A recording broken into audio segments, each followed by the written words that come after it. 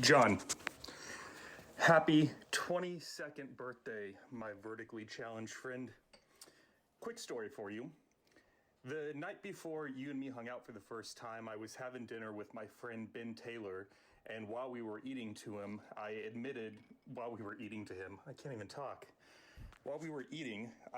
to him that I was getting nervous about hanging out with you, especially when Marino told me he wasn't going to make it, and I realized it was just going to be you and me. Since you had moved to Austin from a small town, I wasn't sure what your views on homosexuality might be. I had a really good first impression of you from our few conversations at the gym, and I was frankly afraid that when you found out more about me, we could potentially lose out on a potential friendship before it ever even started. Sure enough, during that first hang, you did find out that I am a gay man, and after hanging out at Mitzi's and the Sunset Strip, our friendship only got deeper as we shared coming-of-age stories as we walked up and down 6th Street and laughed our way through an awesome night of comedy. I guess my biggest fear from when I was 22 years old, that fear of rejection, is something that I'm still contending with myself. Last night, I was contemplating if I could go back in time and give 22-year-old David some advice. Would I? Probably not. I love my life. I'm in Austin, Texas. I host a podcast. I have the best dog on planet Earth. And I'm friends with John Tewksbury. What more could I possibly want? However, you are 22, so I do want to give you some advice in hopes that you can avoid some of the pitfalls I fell into and find the best version of yourself sooner than I did mine. And this advice is simple, John. It's just 2 words. Don't wait.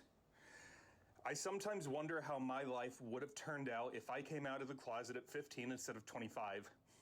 After hosting over 160 episodes on DSNSB and talking to lots of young men, I'm realizing that while you are a straight man, I think all guys have this fear of coming out of the darkness and showing the world the full, authentic versions of who we are. The last time we hung out, you even mentioned to me that when you were younger, there is an energy and an exciting version of you that's been quieted a little bit. Surely there are additional aspects of your identity that you're afraid of bringing into the light. But my prayer for you is that you don't wait. Step into the light. Kill the boy. Let baby John die. And let Kratos, the Titan of Bee Cave, come to life. My mandate for you this year, John, is simple. Go to war for yourself. Every time you go to take action that you know is right, but that fear of rejection, fear of failure, fear of public perception pops up, fight it. Fight with everything inside of you. And if the battle ever gets tough and you act on those instincts and things don't go as planned, know that I am always here to sit in the mud with you. One final thought. I know you can be more, but you are enough already. Even if you stay where you are, I'll be right here next to you. You're going to be great, but you don't need to be great, and I'm with you no matter what. John, don't wait. Happy birthday, and I love you like the little brother I always wanted but never had. Your friend, David.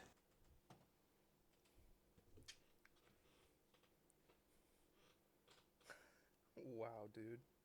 This is probably the nicest thing anybody's ever done for me. Thank you so much, David. You're welcome. How'd that sit with you? It really moved me. I don't have words for it. It just moved me. It was like my whole mood shifted, I guess. Like I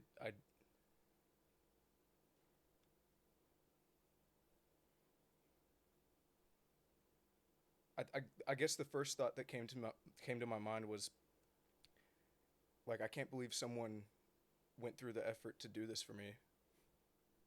And I it felt surreal. Like I just hadn't I'm not trying to pity party right now, but I just hadn't had somebody put this much thought into something for me. So thank you, David. You're welcome. You deserve it, man. You're a good guy. Thank you. You're welcome. I'm I'm never letting this go. I'm never letting this go. Yeah. Wow.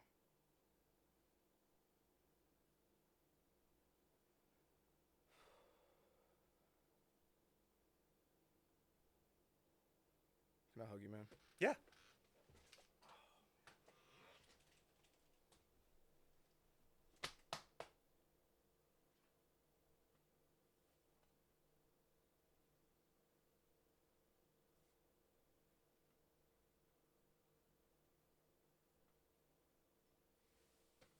You're a good dude, John Tewksbury. You say that name? I still don't entirely know myself. Wow. I'll just throw that around. I filmed that just in case. It's like we might want to look back on this moment someday. Yeah.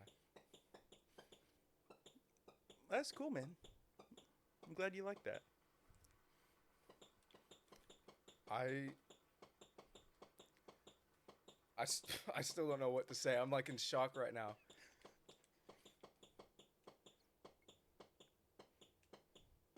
Pass it on. Pass it on. Yeah, maybe not in. I mean, obviously, you don't have a podcast studio, and it doesn't have to be through a letter. But one of the, I think that one of the reasons I like having comedians on the show is just because they're so lighthearted, and there's usually a lot of laughter, and it's super fun. And I think I was just talking about this with those 3 old bitches out there. they're very nice ladies.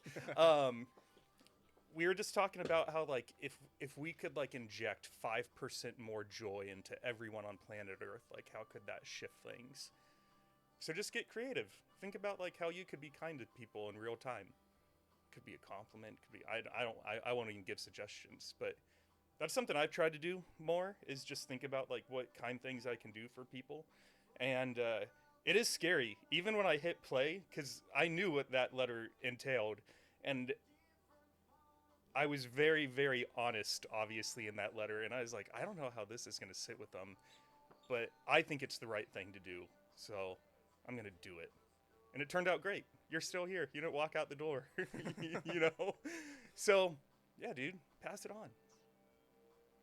If there's anything, I thought about this the other day, and I don't know if this is weird to say, but if there's anything that I see in you that I want to learn from you, I feel like you really lead with integrity. Like you know what's right for you, and you just do it. It doesn't. There's no like nuance about it. You just do what you feel is right and what your heart is telling you to do. And I think that I could definitely learn a lot from you there. And if I do, then if I get half the integrity and become half the man that you are, I'll be happy. You already are half the man I am, brother. That's cool coming from you, though, because I remember the few times before we ever talked, I always perceived you as this, like, super confident dude, and I sort of had the same thought. I was like, I hope I can walk the earth with the same confidence that this guy, whose name I don't even know, does. No way. Yeah. The first time I talked with you, I was a little intimidated. I was like, I don't know how this is gonna go. But what was it that I asked you about? You were doing something that was unusual to me. You were doing, like, legs and shoulders, or what were you doing that day? I went from deadlift to bench to bent over rows, and then I hit calves. Yes. Yeah. Yeah. And I remember I wanted to talk with you because I was like, this guy seems really confident, and I want to know more about him. But yeah, I don't know. I think I still get nervous sometimes to approach guys that I perceive as confident because I sometimes see myself as not being very confident. And so then I think that since we're on 2 different playing fields, like, maybe they won't want to interact with me. And so then when you did lean in and you engaged and you had a conversation with me, that was really cool. That was like a little gift to me that you didn't even know you gave me. I thought that I, like, fumbled that interaction. Really? Enough. Yeah. Like, I walked away and thought, fuck, dude, why didn't I be more curious or ask more questions or, like, try to make him laugh or something? Yeah. I can't believe that's so crazy. We're funny. Yeah. Humans. Yeah. we both I went into that thinking I was going to fuck up. You walked away thinking you did fuck up. And here we are, 3 months later, great friends. It is crazy to think about. Man.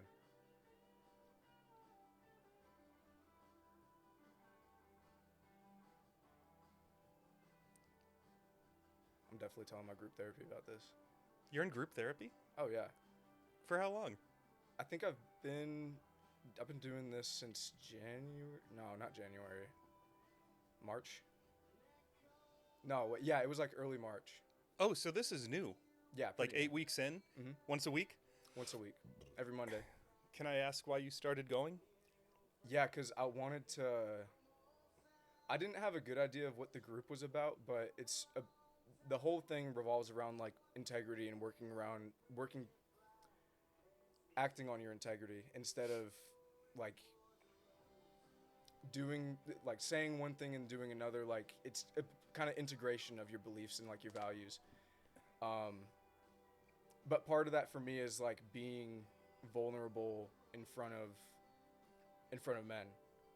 So that's something that I've kind of been practicing, I guess. That's cool. Yeah.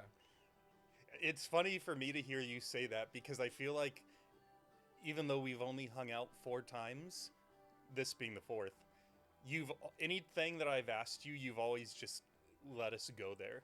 Yeah. Like even last week, I won't say it out loud because at the end of the day, I am recording this and maybe we will put it online, maybe we won't, I don't know. But last week in the truck, when we were on our way to Circuit of Americas, I asked you about something and I could tell you didn't want to admit it, but you admitted it. And then I said, can I see your phone and see what you had just admitted to? Oh, the Hinge And you stuff? said yes. Yeah. And that was so cool. I was like, I love that this guy's letting me into like a part of his world that I can tell is really uncomfortable for him.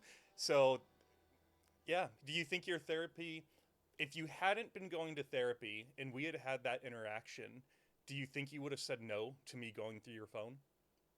Probably not, honestly. I feel really comfortable around you, and I think you do a good job of being. You're just a very trustworthy person. Like, I feel like whenever something emotionally charged comes up, you handle it like it's no problem. Like, you are just very good at talking through things and not making people feel uncomfortable whenever they do share stuff like that. So that's something I really appreciate about you and something I really like about our friendship. Like, you're just a very easygoing person. I try to be. I was a very different David in my 20s. Dude, I was so frustrated in my 20s. Like, to paint you a quick picture, I grew up in a very Christian home with 2 parents, a mom and dad, and I was in the closet. And then in 1 year, I came out of the closet, I left the church, my parents got divorced, and the following like 3 to 5 years, I was a dick. Like I was mean to people. I was so mean to people. And I think, again, like in referencing the letter, I wouldn't go back and change anything. And there's definitely some regret there.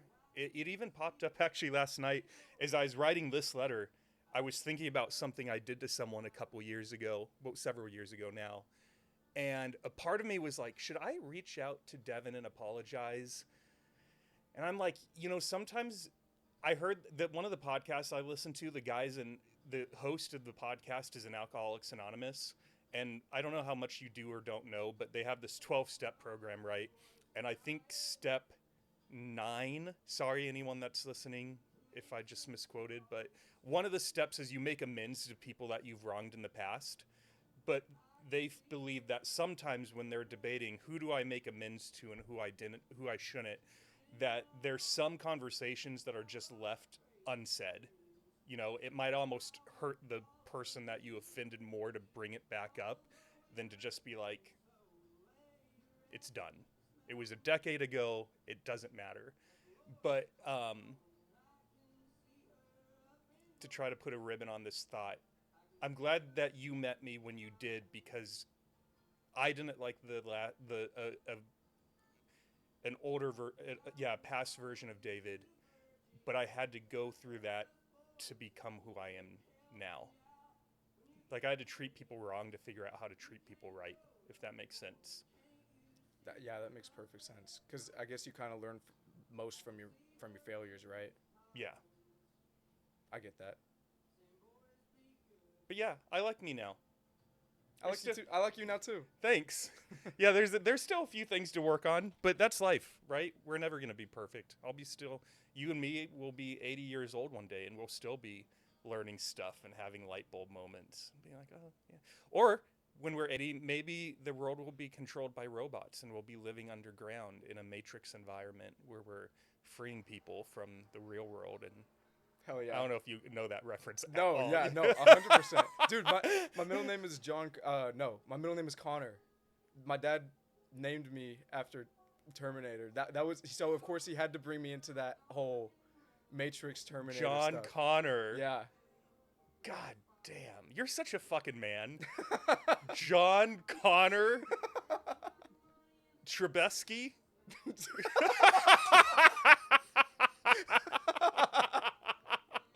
Almost. It's close enough.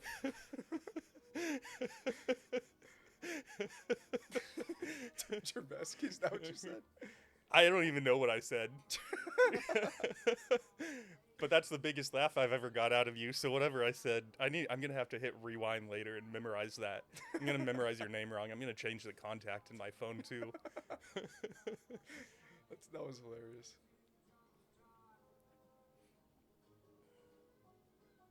How does this feel to you right now? Not the letter, but just like, we're on camera, you're on mic, you have 4 different spotlights on you, and you seem like you're not nervous at all. It just feels like I'm talking to you. I'm trying to, like, whenever I bring attention to it, I kind of, like, right now, I got a little bit self-conscious, like, but whenever I just focus on, like, I'm in David's apartment, it just makes it easy. Like, I'm just having a conversation with a bro. Yeah, we're gonna get you on this thing. Yeah. Yeah. I want you to come on for an official episode. Maybe what I'll even do is save this and combine them into one and put this in there, like, at the end. That would be awesome, actually. I like see how much things have changed, I guess. I think it would be cool for me to see how much I've changed whenever I do an episode later. Yeah. Yeah, dude, quick, it's not even an event, but right now I only have one person scheduled to come on the show. So between yesterday and today, I invited, I think it was like 42 people on, and haven't locked down anyone yet. And I'm always curious maybe you can hit them all up. Maybe you can start an Instagram account. John Tuscari, personal assistant to David O'Clair. No, you need a better, wait, give me a second. Chief divot correspondent. Okay. There it is. Yeah. Yeah. Oh yeah. And you can message all these people and say, hey, I'm a David CDP, and he extended you an invitation to come on his podcast. Why the fuck haven't you responded? I got you. I'm on it. You're down for this? I'm down. I'm just always so curious. Is it like a fear thing? Do they look up the podcast and maybe see the titles of the episodes and think that they're not? Well, I actually had one guy yesterday. I asked a personal trainer at you gone to the Golds with the backyard area at the corner of Slaughter and South Congress? No, I haven't. We should go there one day. Yeah. Yeah, you can take your shirt off in the backyard. It's awesome. Hell yeah. Okay. Yeah, it's great. But I asked one of the personal trainers there yesterday. Full disclosure, I'm going to tell you this because you're my friend. I'm going to give you some background information. I actually have no interest in having this guy on this podcast. I just thought he was super hot, and I wanted to talk with him and find out if he was gay or not. So I thought, I'm going to invite him on the podcast, and if he says yes, somewhere in the conversation, I'll bring up, like, dating or something, and I'll find out if he's into men or women. So I went up to him, And we ended up having, he's from my hometown, Sacramento, California. I've been here 3 years. I've not met anybody from Sacramento, California. So we hit it off really strong. And we ended up talking for like 40 minutes. And then I finally told him, I was like, by the way, reason I came up to you, you want to come on my podcast? And he was like, dude, I really appreciate the invitation. I will think about it, but I just don't think like I have anything to bring to the table. And I said, well, even if you're not like the subject matter expert in something, I just like having people on who I enjoy their company, if I'm being like very blunt about it. And you and me are two strangers that just had a 40-minute conversation without even trying. I know you would do a good job. And he's like, I don't know, man. Like, I really don't think like I'm worthy to accept this invitation. And that to me is so frustrating because it's like at the end of the day, this is going to sound so narcissistic, but there's one person who is determining like whether worth or not, and that's me in a way. I told him like, that piece is out of the way. You're worthy. You can take this seat. All you have to do is say yes. And I know he would do a good job. And he doesn't know anything about the podcast, but I know like he's going to get the letter, and in real time, I'm going to see his confidence skyrocket as a result of being on the show. And I want to give him that gift, and he's straight. So that factor is now out of the equation. Now I just want to get him on the show so I can give him this gift of confidence and show him that like, you can do this and you're a lot more than you think you are. And it's so frustrating to me when people hold themselves back because they don't think they're ready. I'm like, you are ready. You and me were at this gym today at this time for a reason. And life just presented an opportunity to you, and you're not taking it. Fucking take it. Yeah. Yeah, I can see why that would be frustrating. But I guess like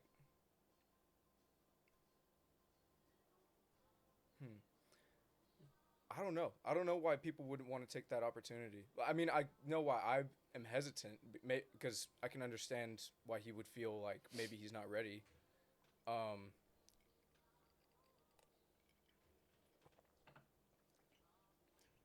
Yeah, it's interesting. I don't know. What's your hesitation? I just I think I would I think my biggest thing is I would worry about like am I making this entertaining enough? Am I making this like the worth the time, I guess. Um When you come on, do your best to eliminate that thought from your thinking. okay. Yeah. And to help you eliminate it, all you I enjoy your company. I've never been bored with you.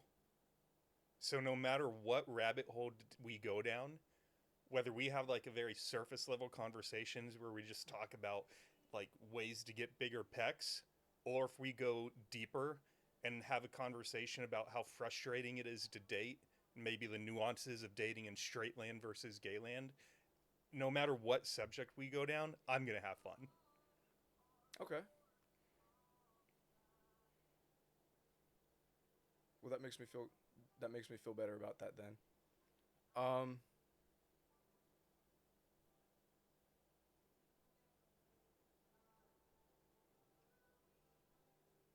yeah, that's something I've been struggling with for a while. So it's hard for me to just like I guess turn it off. So I mean, actually something that kind of helps that I I don't know if I haven't got any like experience with this in real time yet, but it's like a grounding exercise, and it's basically like you you think to yourself like, okay, try to predict your next thought, and like I want you to try it right now too. Like try to predict your next thought.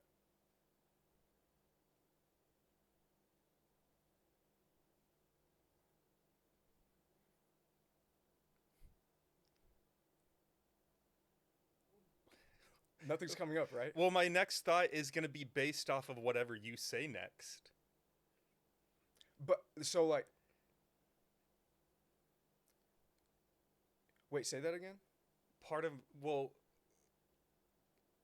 I said that it's hard to predict because my next thought is going to be based off of whatever you say next.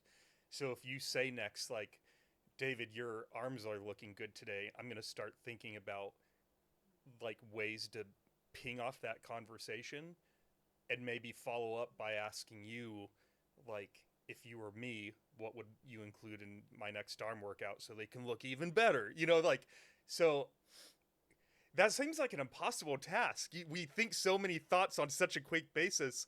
I don't know what the next one's gonna be. That might be better for like solo like grounding, I guess. So what do you do? Like if you were home or in your Jeep or you don't drive a Jeep, if in your truck and you were doing this, like what does that look like?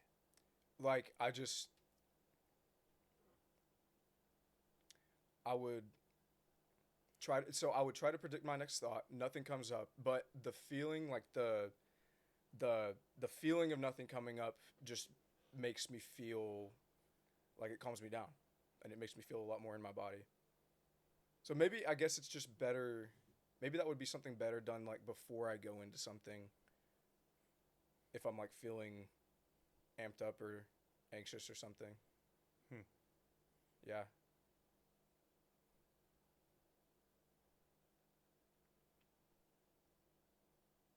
What do you daydream about?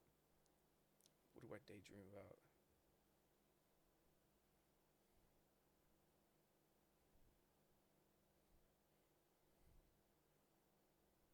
By the way, while you're thinking about this, I love that Thad is to a point where he's so comfortable with you that he has fallen asleep on your foot. He's using it as a pillow. He knows that you're a homie. He made it official today. He was like, this guy's good people. Look at the guy. I think I daydream a lot about like what I want my love life to look like. Like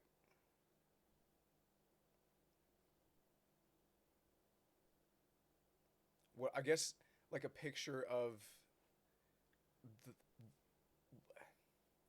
what comes up is like a picture of a woman in a dress in a field, hair flowing in the wind, like just some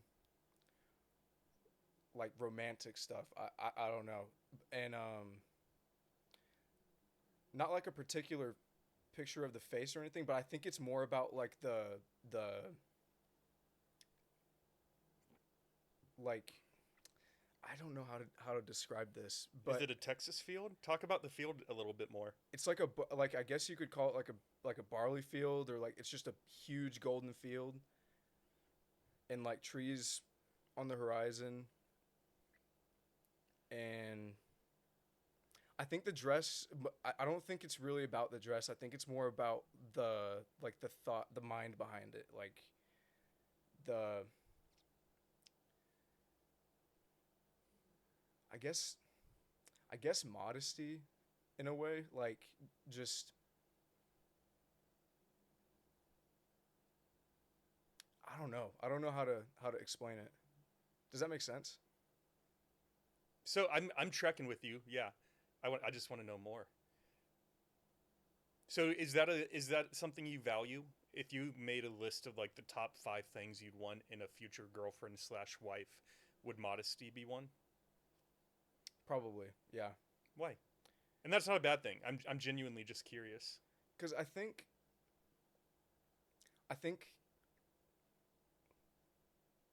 like look at the girls going out on 6th Street and stuff like that. They're usually dressed in like short skirts or basically bras, and like nothing wrong with that, but it it obviously it does something for men, right? It spikes the hormones, like It gets you horny. exactly. Yeah. That's which is the yeah, exactly. Let me give you the non-scientific verbiage. It gets you horny. But I think when a woman is modest, it to me it's it's like they're not necessarily just going for. I think it shows self-respect in a way, and I also think it.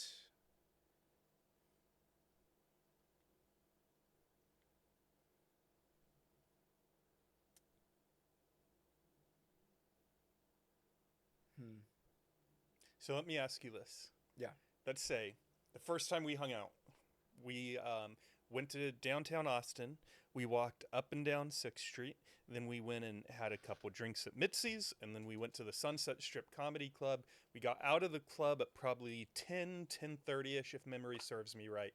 And 6th Street, before we went into Sunset versus 6th Street after, wildly different. People were actually out there, other than you and me. It was crowded. So let's say, as you and me went to the pizza place and then went to the parking garage, let's say while we were walking, you saw this lady, and she's probably close to your age. We can talk about age in a second. But that's just whatever your ideal age is. And let's say she had on this really pretty dress, but it wasn't low cut. It's going down to her ankles, and like maybe it fits her well and it suits her body, but at the same time, it's not necessarily like showing off anything. That to you would be an immediate green flag? Yes. Yeah. Yeah, it would. Because I think that it's.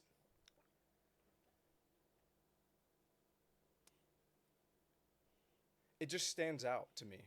Like, especially in a crowd like 6th Street, like if a woman that I find physically attractive is wearing a dress like that, and I think there also has to be like a little bit of chemistry too. Like if we share a glance, then I'm like, I don't know. That just does something for me. It's if I'm the only one looking, then it's a little one-sided, but like, I don't know. All right, so let's play this out. You and me are walking, and we see this group of ladies that are 1 block away. So we're going to intersect with them in about 20 seconds, which is a pretty long time. And you see this lady, and she's dressed like I just described, and you guys make eye contact, and neither of you break, and you're getting closer and closer. And then she even flashes you a smile, and now you guys are about to intersect. John says what? Hey, Toots.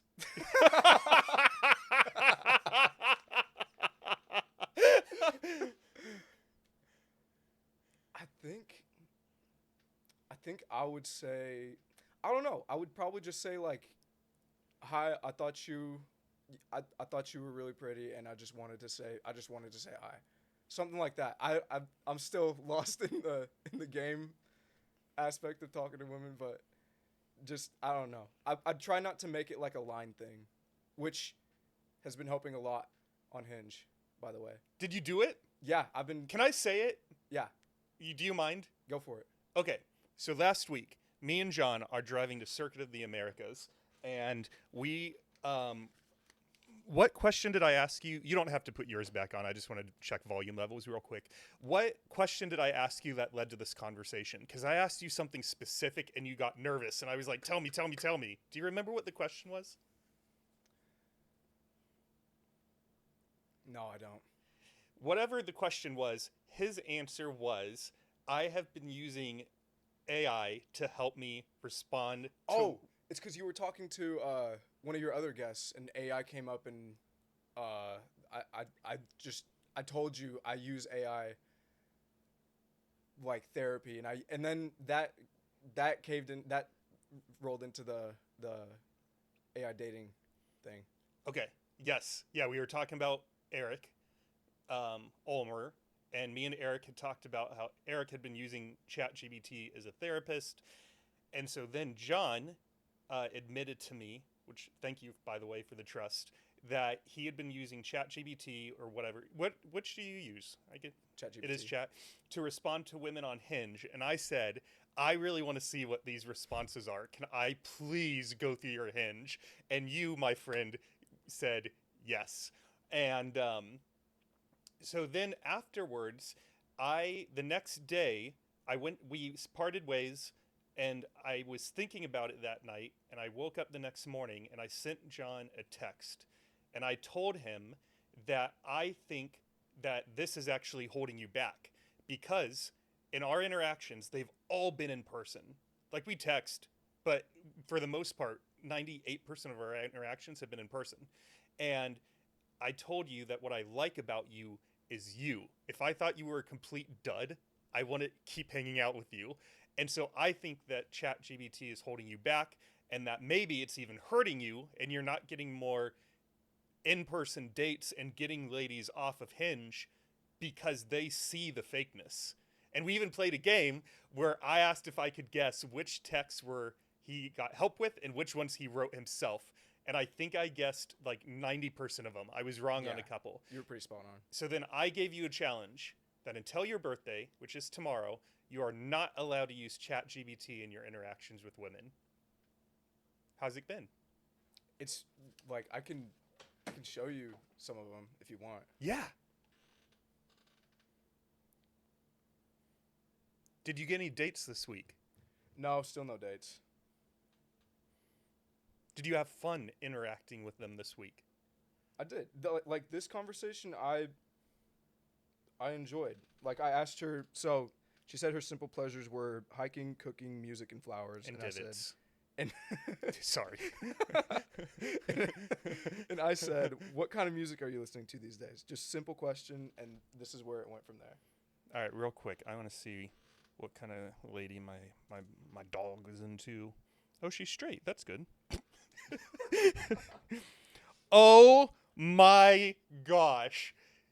What? Did you- Yes, did exactly. you- Yes. See, that's what I'm talking about. I saw it. I was like, I have to. I go crazy for men who have their shit together. The way to win me over is deep conversations with a side of unseriousness. And she's pretty modest. Like, she does have one...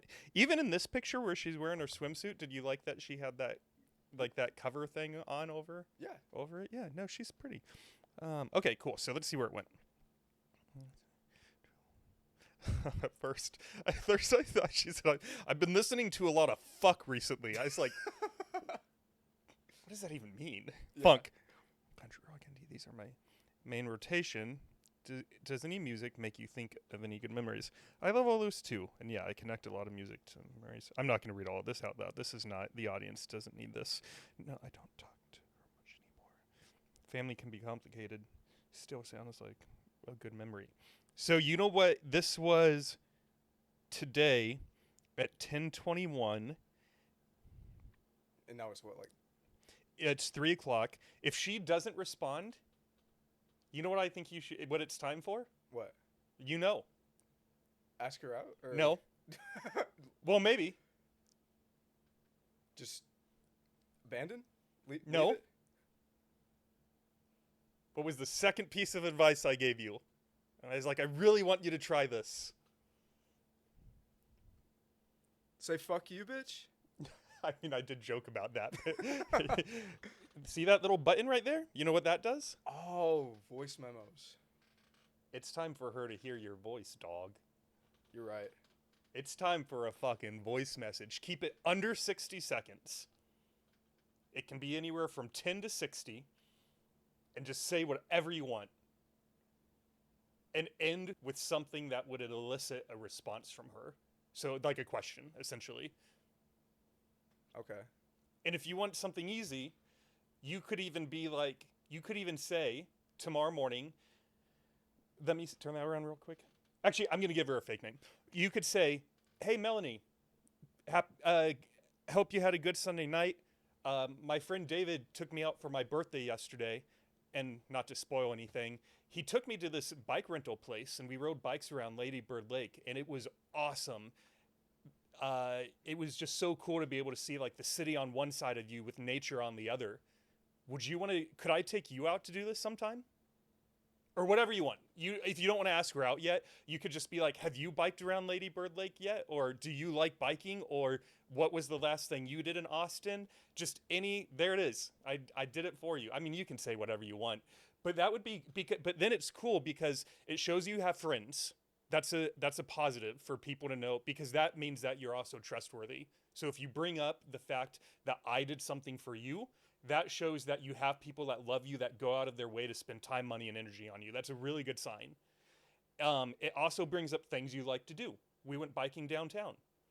It also is interesting and shows personality. And then there's like 7 different questions that you could end with about the city, biking, nature, whatever. There's your voice message. Hold on. Wait. I think you have to hold it down, right? Oh, yeah. Damn, dude. I don't know.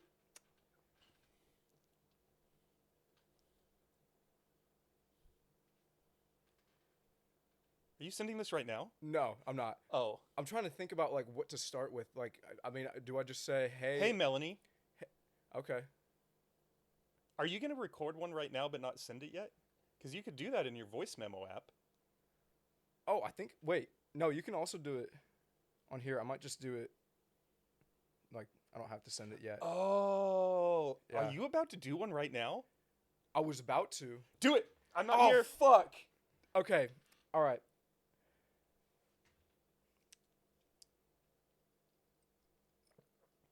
Maybe this is fuck me. You don't have to introduce yourself. She knows who you are. Yeah. Hey, oh, I'm going to bleep the name out of this. This is Kratos.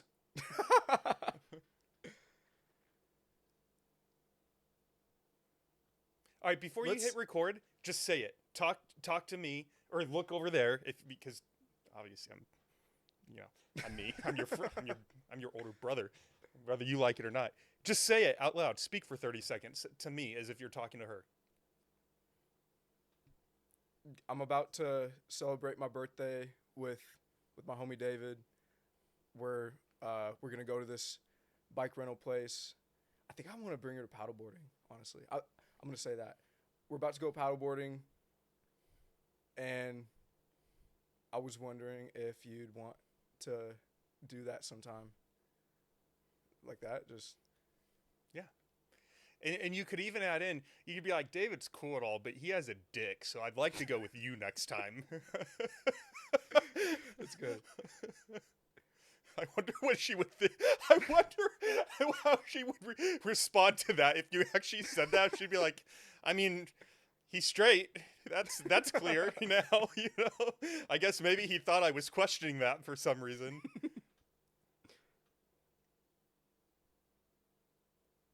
Tell you what, let's do it. Say it again to me. Don't record it. I'm about to go celebrate my birthday with my homie David, and we're about to go do some paddleboarding, and I thought this would probably be fun to do with a girl, so would you want to go paddleboarding with me sometime? Look how much better you got in only one attempt. You eliminated almost all of your filler words. Yeah. I think that's how you get 1% better. Practice your voice messages. I want you sending more voice messages and practice them first. So once you know, like, this is sort of what I want to say it out loud, and then say it out loud a second time, maybe a third max, and then send it. And then do the real one and send. Okay. I think I can do that. You want me to do it right now? No, you don't have to. Good. Okay.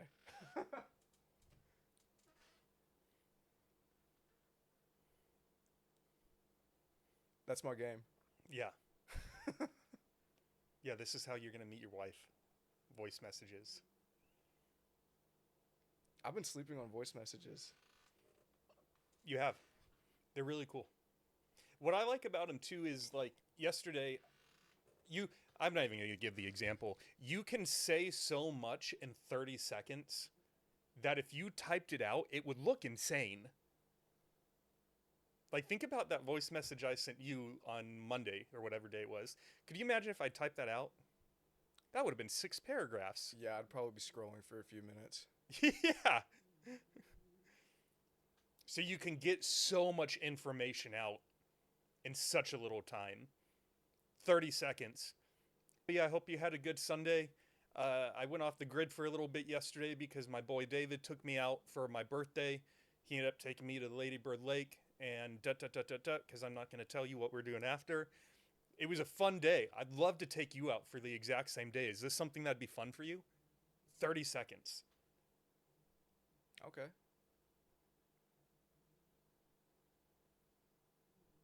Yeah, I can definitely do that.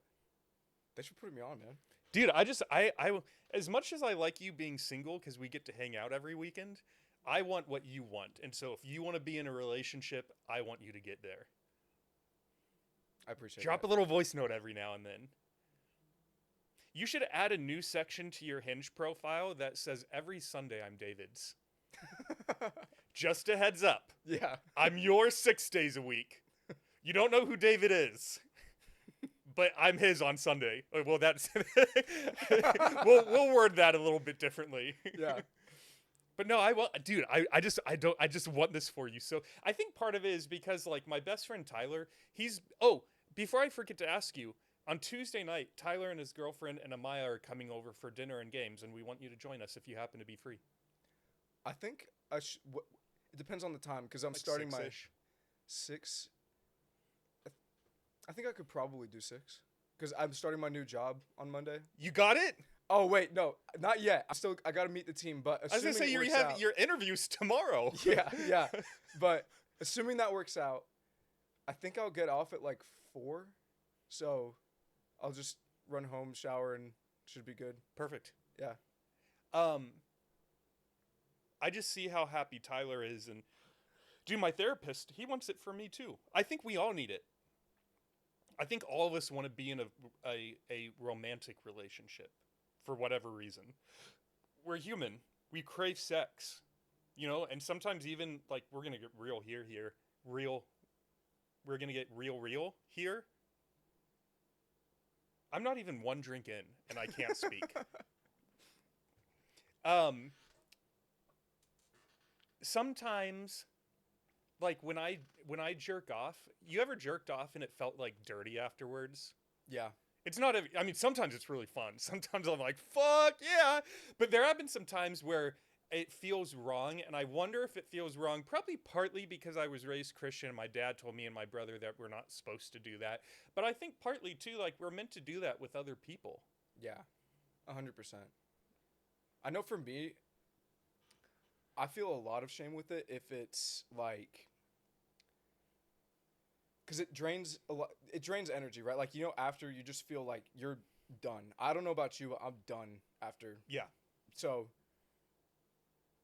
I guess it depends on the time. Like if it's at night, then I'm fine. But if it's like in the middle of the day for some reason, then I just feel like shit. There goes my day. Like I just wasted my whole day on a quick nut. So I will say I've never put the energy thought into consideration, but I always usually do it at night post gym when I do it. And I wonder if there's a part of my head that's like, wait, because you're going to want to go to bed afterwards. yeah. For me, it's like, That's a very good thought. yeah. I wonder, do you know, have you ever like looked up, Googled, like, is there chemicals within that nice batch of dick butter that actually does reduce energy? I think I did look it up one time, and I think I read something about it being like dopamine was a big part of it, like the motivating. I don't know if it's a hormone, the motivating chemical, because you get such a big. It's a high dopamine activity, Right. and afterward, then you're just like, it's your dopamine levels go back down, and then your motivation's just cooked. Let me ask you this. With where you sit in life right now, let's say the lady, you guys have a few more interactions and you go on a first date. When does John like to potentially move things to the bedroom? Is it case by case? Is it if we don't by the 5th date, are we ever? Do you have any kind of barometer? Or not barometer, but like when do you start really thinking about it? To be honest, date one, like I think about it date one, but then I don't know. It's hard for me because I live with my dad, and a lot of people my age also live with their parents, so it's hard to find a place to do that. So when I think about that, it's like, do I want her dad hearing me clapping her cheeks? But Wow. Wow, John. so That's some real Kratos talk right there. Good job. thanks. It yeah, that's just something that comes to mind for me. If the opportunity presented itself on the first date, would you, or does that feel too soon? Would you almost like resist it on the first date? Okay, I think it would be situational, like depending on the vibes with the girl. Like, I'm not just gonna hook up with a girl because I think she's hot. I like it. For me to enjoy it, there has to be like chemistry between us. Yeah. Like I recently read this essay by, I think it was Henrik. What? It's not you, it's me. I'll tell you in a second. Keep going. You're reading an essay. It was this essay by Henrik Carlson, and it was called "Looking for Alice." And it's basically, this guy talks about this couple in, I don't know what time period, but it was this lesbian couple, and this woman was asked like, is like, what's it, I guess something along the lines of like, what's it like being a lesbian woman, and like, what are your, something along, I don't know, I'm forgetting now, but she basically said, I'm not lesbian, we're not lesbian, that's just Alice. Like, she wasn't looking for another lesbian, she was looking for just that person, and she liked that person for who she was, as she was. So I'm not doing this essay any justice, but Nope. no, I'm sorry. but yeah, the key thing that I got from that essay was just like that Alice is a person that when you, instead of looking for like a type or a, you know, like a gym girl or a specific, you know, like, I guess, genre of a partner, it's more looking at it from a personal perspective. Like,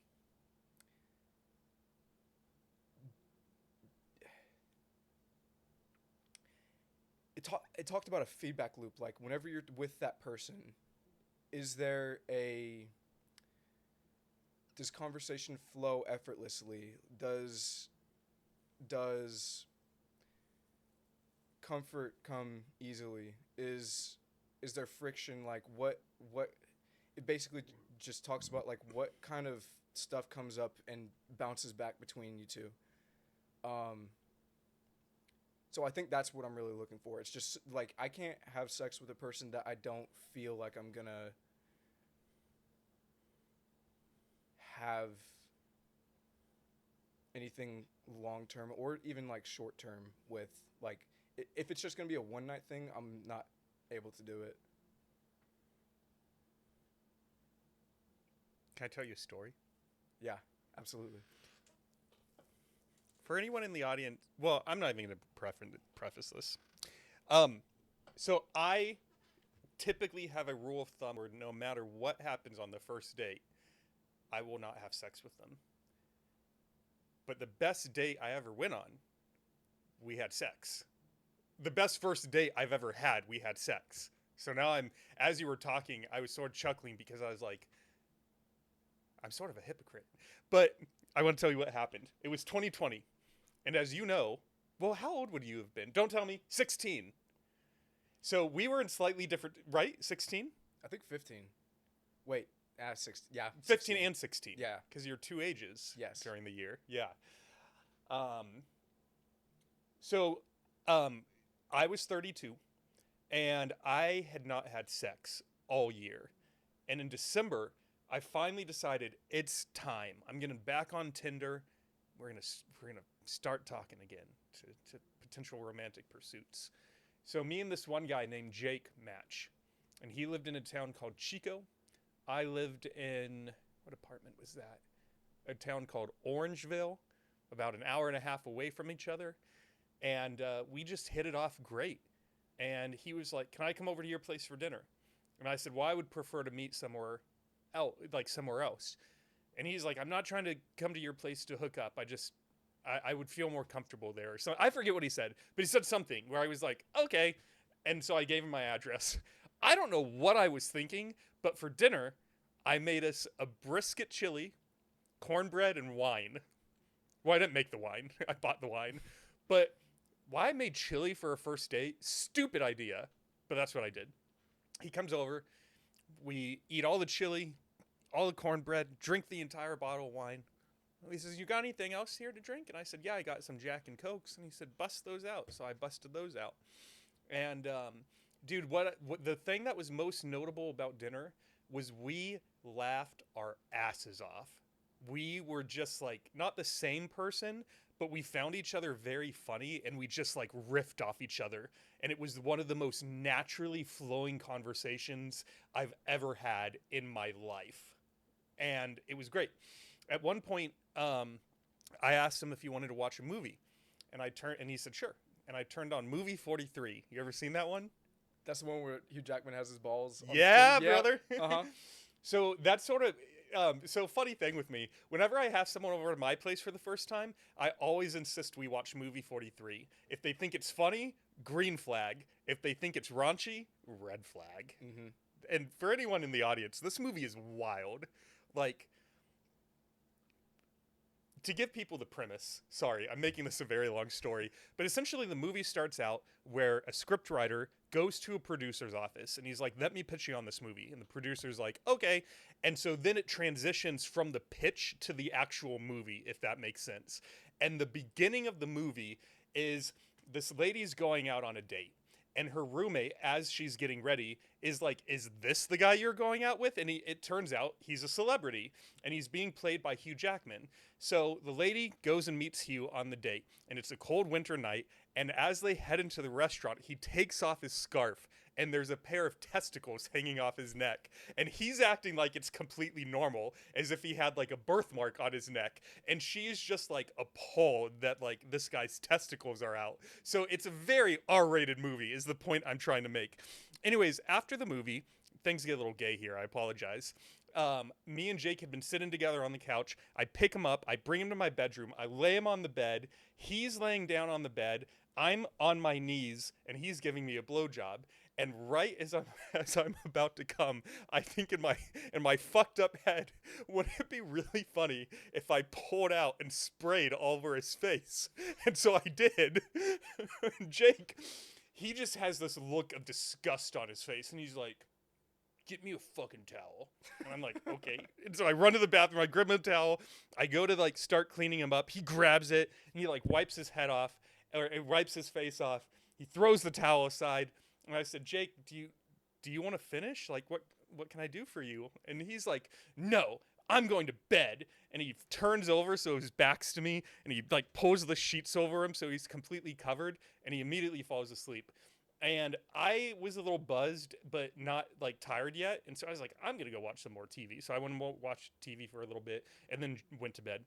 Next morning, we wake up, and I'm nervous because I feel like I've made a mistake. I'm like, oh, I fucked this up big time. He's going to be very upset. And he wakes up as I'm making us some breakfast, and he comes out, and he's like, dude, I got to apologize. I haven't been drinking that much this year, and I blacked out, and I don't remember anything we did after dinner. And in my head, I just go, yes. Yes! Anyways, me and Jake dated for about 3 months. It was awesome. And then he went back to his ex-boyfriend and broke up with me.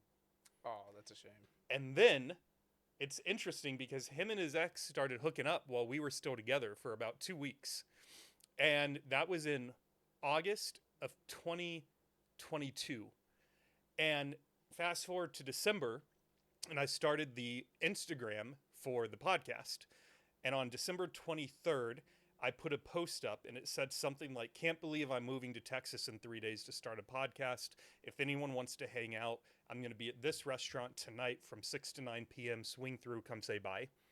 So he somehow found the podcast's handle, probably because he had my phone number or something. And he sees the post, and I get a text from him. And he says, "Hey, can I come over before you head to the restaurant and hang out with you for a few minutes?" And I responded back and said, "If you're looking for sex, I'm not interested in having sex with someone that I'm never going to see again," or something to that effect. And he said, "No, I don't want to have sex. I just want to apologize to you, and I would feel like I really want to do this in person." And so I said, "Sure, come on over." So he comes over. Hear the knock on the door. I open the door up. He's ugly crying. He's sobbing, tears coming down his face. And I don't mind if you had cried, if we ever talk about something and you cry, I'm fine with that. It's more like with ex-significant others. That's what I don't like. I'm like, what the fuck am I about to have to deal with? Yeah. And so I bring him in, I hand him a towel, I'm like, "Here you go." And he's like, "Oh my God, I should have given us another chance. My ex ended up cheating on me, and that's fate. I cheated on you, and then I got cheated on, and could we try this again? Could we try a long distance relationship?" And I said, "No." Good. Good. And so I moved to Texas, and the next February, 3 months later, he hits me up. And he's like, "David, I need to get out of town and just clear my head. Could I come out as your friend? I won't try to sleep with you. I'm not going to try to start anything. I would just love to visit Austin, and we could be tourists for a couple days." And thinking on our first date and how much we laughed when we were together, I said, "Sure." I didn't have any friends in town yet, so I was pretty lonely myself. So I said, "Sure, come on out." We went to a Texas Stars game. That's a hockey team. We went to the downtown Austin Public Library. We went to a museum. We literally just acted like tourists for a week. And then the night before he left, he says, "David, could we try the long distance thing?" And I said, "No, stop asking me that." Fast forward to June. This is the end of the story. Sorry. Fast forward to June. I get a text from him. "Hey, David, I had so much fun in Austin that I just signed a lease for an apartment in Dallas." What? Why would he get a lease in Dallas? So I asked him that. I said, "Since you had so much fun in Austin," and I was scared when I got the text, because you know how a portion of it comes through on your phone, but if it's long, you don't see all of it. Yeah. So I was like, "Oh shit." So I open up thinking I'm going to read Austin, and then I read Dallas, and I'm immediately confused. And I say, as much as I don't want him to be in Austin, I said, "Since you had so much fun in Austin, wouldn't it make sense you moved to Austin?" And he says, "Yeah, well, Dallas is just down the street." No, it's not. No. Anyways, fast forward 8 months to February of 2024, and Jake was actually the very first guest ever on the podcast. So we recorded the first episode of David's Saturday Night Sit Back while he was in town. So on April 1st, so it wasn't February, it was April. On April 1st, I went to make a post on Instagram and just say something like, "Happy 1-year anniversary to the podcast." And I was going to tag Jake and the audio engineer that I hired to help me set all this up. And I was going to tag Jake, and I couldn't find him. So I hit up Tom, the audio engineer, and was like, "Hey, you remember Jake?" And he's like, "Yeah." And I said, "Could you look him up on Instagram for me?" And 2 minutes later, he writes back, and he says, "Yep, just found him." And he blocked me. And I thought, that's weird. Why? I mean, we could make some assumptions, right? Maybe he was ashamed of how things ended. Maybe he didn't want to think about me because he asked me out 2 additional times and I said no. But that is the story of my one and only boyfriend. Wow. I'm really interested to see the episode, to kind of see was there resentment, or was the vibe good? What? It's really good. So the episode went well? It went great. Huh. Well, you deserve much better than that. You do too. Thanks, man. And thank you. I do. Everyone does. But the whole thing was just weird. Yeah. Anyways, I just bring all of that back to say one of my rules is that typically I don't have sex on the first date, but to your point, if the vibe is right, maybe I should throw that rule out the window. I think so. I think like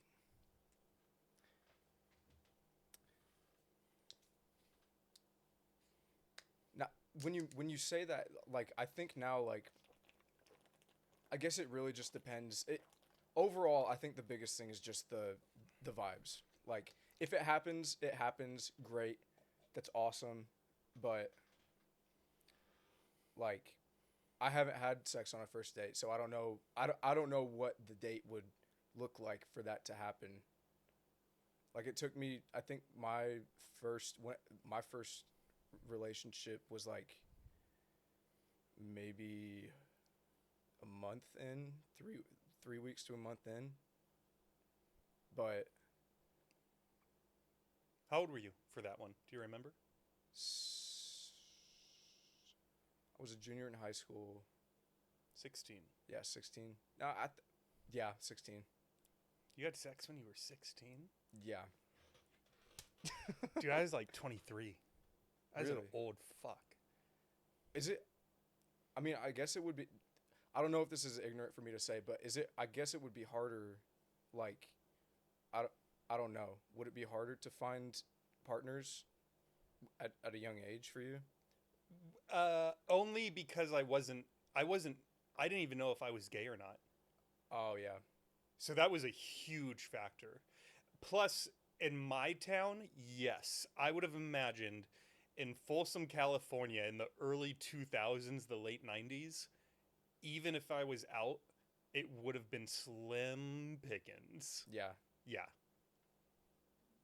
I was gonna say something and then it just immediately left me. Was it a follow-up question to the... Yeah. Was it? So that town was pretty like more Republican, more like conservative values, I guess.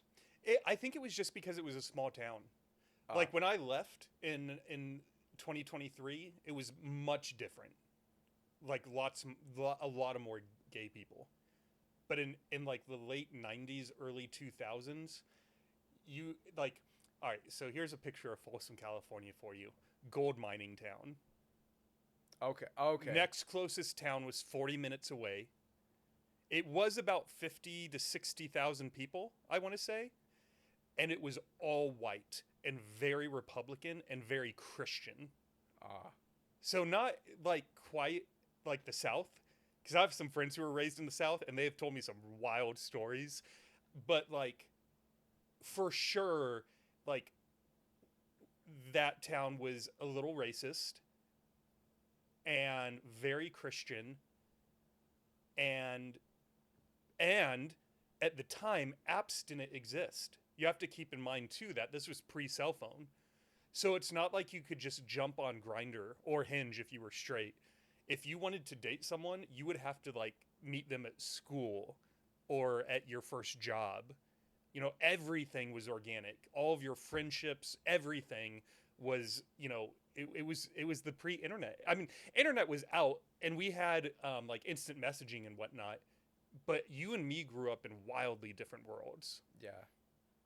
But yeah, no, Folsom was now. I was actually the personal trainer I mentioned. He's from Sacramento too, and that's one thing we were talking about is just like similar to Austin. So many more people have moved there, and now there's actual towns between Folsom and Sacramento, and all that dead space that was just land is built now, and there's been a lot of major companies that have moved there. So it doesn't look anything like it did when I was growing up. And there's non-white people there now. What? Yeah. There's yeah. That kind of reminds me of Fredericksburg.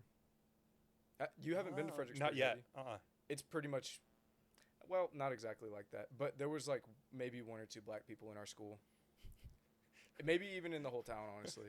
You know, well, what's funny? This was, as I say this, I hope you guys realize, because sometimes I'm sort of flat and sarcastic with my sense of humor. This was a joke. It was not serious. But me and my lifting buddy at the time, Cameron, I remember that one day, this.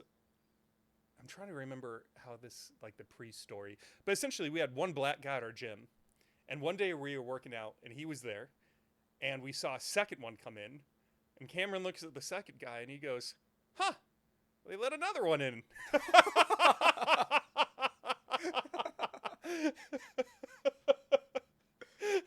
That's crazy.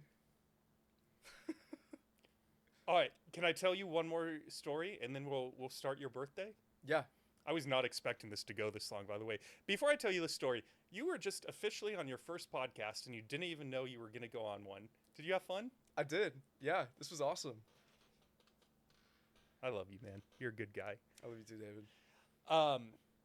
There's a town right outside of San Francisco called Vallejo that I lived in for a year. And Vallejo is basically like the opposite of Folsom, like very few white people. And most of my friends there were black. And one thing I really liked about Vallejo was that at the church that I went to at the time, when I was born and raised in Folsom, church just felt like something a lot of rich white people did on a Sunday morning. In Vallejo, dude, the church I was going to, during have you ever been to church? Like Yeah. any church? So, like typical format, they start with music for like 30 minutes, live band, and then the preacher man gets up on stage and talks for an hour, whatever. During the music portion, and for context, I played the piano at the time and I was in the band. So I could see the 600 people that were in the crowd. And when you looked at the crowd, you would see every Sunday like 50, 60, 70 people of the 600 that were just on their knees in tears. And it was such a beautiful thing because it was like people here are actually looking for something. Like they're in pain and they're looking for a solution. And they're doing that through religion, which is great. And afterwards, me and the rest of the band and the pastor would all be at the exit doors. And people would come up to you and just give you a big hug. And they would just then step back. And while they were holding your shoulders, they'd be like, "Thank you. My son is in jail right now, and I really needed this today." And for the first time in my life, it felt like this is real. Like this is like people fucking needed this morning. They're not just going to check off a box and make themselves feel better. Like they are desperate for hope, and we're able to give them that through music and through the pastor giving his sermon. But I bring all this up to say, my friends, if I ever was to say like, "Hey, John," and John would be black, by the way, and he'd be like, "What'd you call me?" I'd be like, "Oh, sorry." I'd go, "What's up, my?" And then I'd say the N-word. So I said that word probably multiple times a day on a daily basis because that's just what, like, no one cared out there. It's almost like racism isn't even a thing. Like, this is how they want to be addressed. We don't care if you're white, Asian, Indian, you call me this. And if you don't, I see that as a sign that we're not friends. So I lived in Vallejo for a bit. I'm moving back home to Folsom for a little while just to sort of recalibrate and figure out like what's the next step. And I didn't know that my mom was throwing me a surprise party. So I drive up to the house. All of them had like even parked their cars down the street. So I just see my mom's car. I walk through the front door. And there's like 20 people in the room. "Welcome home. And I see my buddy Josh, who's black. And I go, "Josh, and I say the N-word.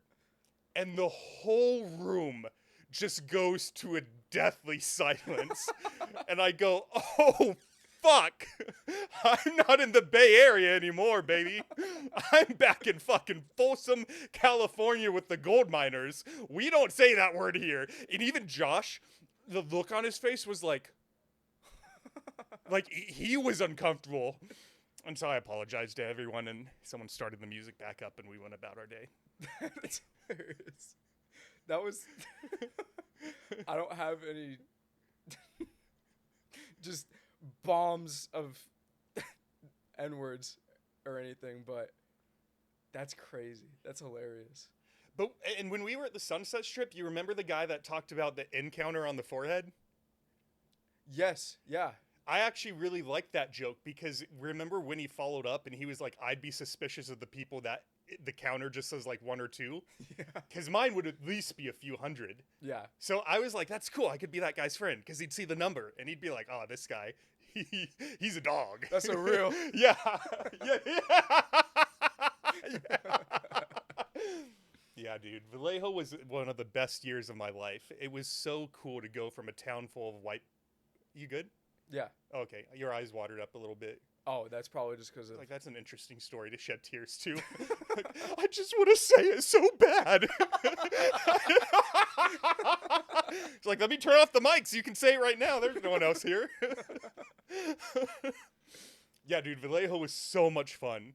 To go from a town of all white to no white, best eye-opening, like, it's trial by fire, right? Like, I remember there was a house in our neighborhood where one day when me and my roommates were driving to work, and overnight it had got blown up, and we were pretty sure that cocaine was being, or some sort of drug was being like bought and sold at this house. And so to, little white, young, ignorant David, closeted Christian, like, that was insane to me when we drove by that house. I was like, oh my God, they got hit by the mafia last night. We need to pray. We need to pray hard. People died last night. Yeah. Because they were dealing drugs. Hey, come to church. Here's the address. Such a cool year, man. I loved it. I miss it. I might move back. When do you think you would actually move back anytime soon? Probably not. You seem pretty happy in Austin. I mean, we can't tell the future. I think, though, San Francisco, that whole area, I don't know if you've heard, but even in talking with Ian yesterday, the trainer at the gym, I am fairly certain, and if I'm wrong, I apologize, but I think that during COVID, everyone with money left the city, and it almost became like a modern-day Gotham. Just drugs, violence, break-ins, homeless population skyrocketed. I don't know. The pattern of thinking that I'm currently having is, if we assume the podcast is still going, I would need to go somewhere with a good pool of guests. And I just don't, like, Vallejo could either be money in the sense of, like, you could get some people with some really cool stories. It also could be very, like even this setup, like, I would have to hide all this. I would never I couldn't let people see through my windows because I'd be putting a target on my back to break in here and steal all this. And oh yeah, and you've been in my neighborhood 4 times now. I fucking don't lock my door sometimes. All my neighbors know me. All of them know I have the podcast. No one would ever in this neighborhood would ever wish any harm on me. So, like, I know this is all safe. So that would be in my decision-making process of, like, would I be safe? Would Thad be safe? Yeah. Yeah, I can see that would put a damper on things for sure. Yeah.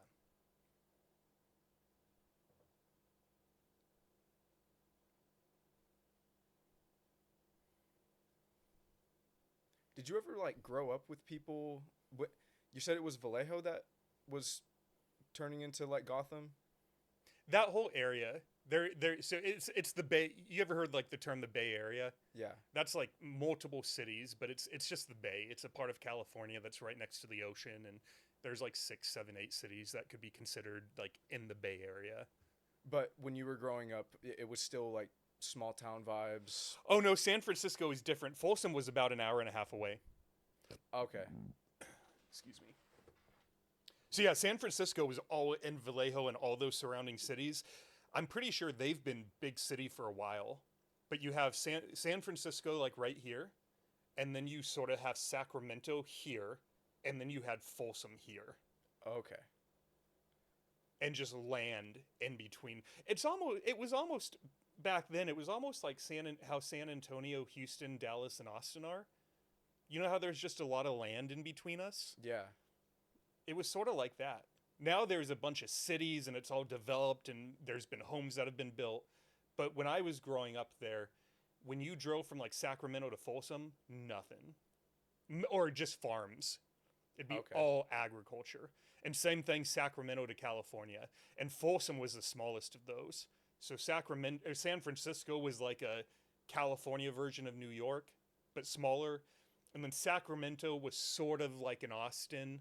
Like we had a downtown, but it doesn't compare to some of the downtowns like a Manhattan, you know? Yeah. And then Folsom was like a sort of a San Antonio, but even smaller. Okay.